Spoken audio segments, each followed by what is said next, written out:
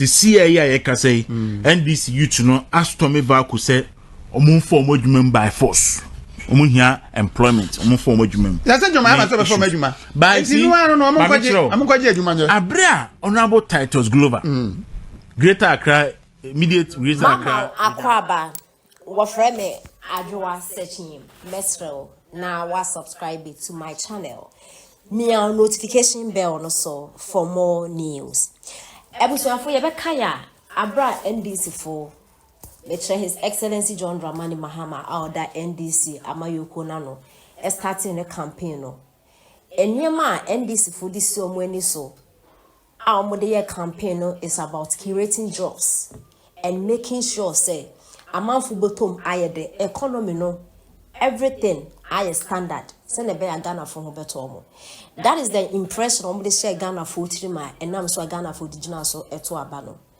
regardless of everything. That's the major reason why it's here. Omudijina so eto aba edema NDC amayoko no.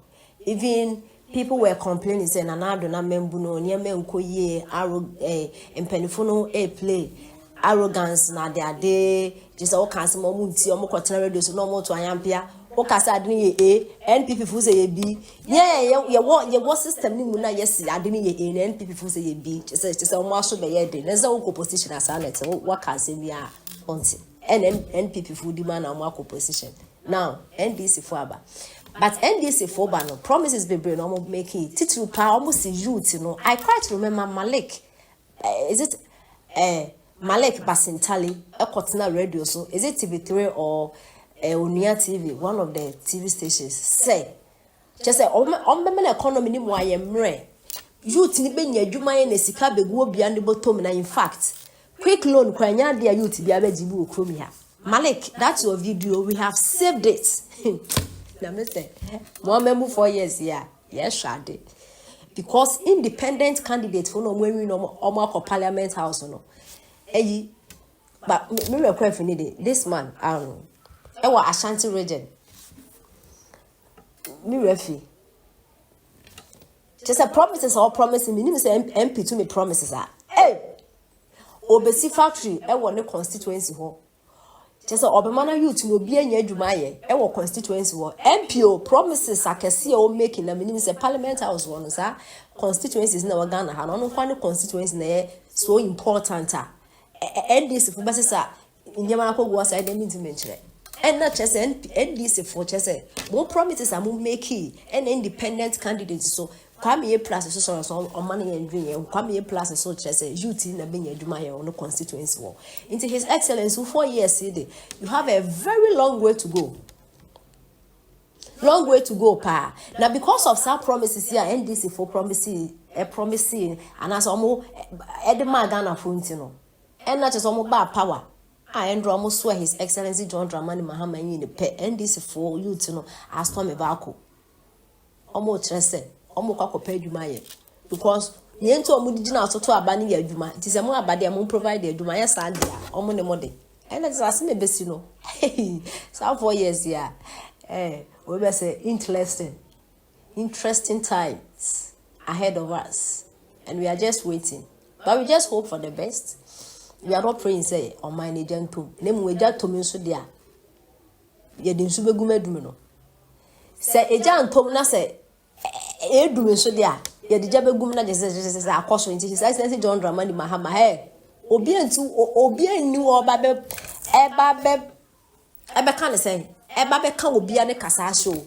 In fact, Ghana ye na yendia gold, silver, bauxite, diamond natural resources na one mine mu no yen dia me mama wo me to Ghana ha me ye Ghana ni dey have every right to talk if any man go ya enti brand no hotel brochi na otoma ne say wo ye blogger wo ye journalist wo kasa fa fact brand who end is mo the fact abada wo kasa amfa fact mbada nti mu tumi nka obi ane kasa bo enhye yim and afi die ne be wu kire say we are going to talk. His Excellency o promise you to the juma wo ne mo kan no which you know say government be no betting me create job even 70% even 40% you can't. So developed countries you know and your private sectors and the man of mine no cause politicians money say won't even create a juma no be enye binye Still yet, mujina mona so more campaign platform so ye be create your juma, just say youth be having your juma ye. Baba. Neba na yo. Na mo the Flagstaff House demonstrations ebe koso afiwo. Osi bis is it osi bisa we 37 na in between 37 na sa Flagstaff House nenu hono. Demonstrations ebe koso wala ebe di munsem. Yenti nsema akoso. Bye. I'm told say yes NDC youth no akọ VALCO. Amako VALCO ama sending me videos and pictures. Says the CIA ka say NDC youth no astome VALCO say omun for modwuma by force. Omun here employment omun for modwuma. That's a juma am for modwuma. By see no am kwaje adwuma nyo. Abrea honorable Titus Glover. Greater Accra immediate Greater Accra regional minister. Ofa ye fa no say CEO e VALCO no. En ofa NPP for adwuma mu. Ofa the NPP for adwuma mu. Including the Greater Accra Regional Communication Director Emma NPP Adam Sabo. Yes. Omo adwuma e VALCO. Enna ye appointed Titus say regional minister ntina so gya ho. NPP ni oko take over from Titus no. Oyi NPP for ni nyina adi. Say yamfa kwan passionate for modwuma so omunkofi or the due process on the due process ebe oyi MPP for nyina including Greater Accra Communication Director for MPP oyi sa Adam Sabo oyi omu nyina betena fi nti oyi o betena fi na say yi NDC MPP lose no obeta so oba ho MPP abai in fact on bet the board nyina abeka no ho no nko.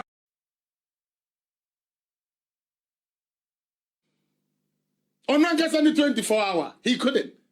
He is always breeding people that will cause chaos. And that is why the question is, did we vote for chaos and hooliganism? Because that is what they're showing. Spearheaded by John Dramani Mahama. Don't see him as a peaceful guy. He's a very dangerous guy. In 2020, he went and signed the peace pact. Didn't he sign? He signed. But till date, he was not able to congratulate Nana Dankwa Akufo-Addo. Till date.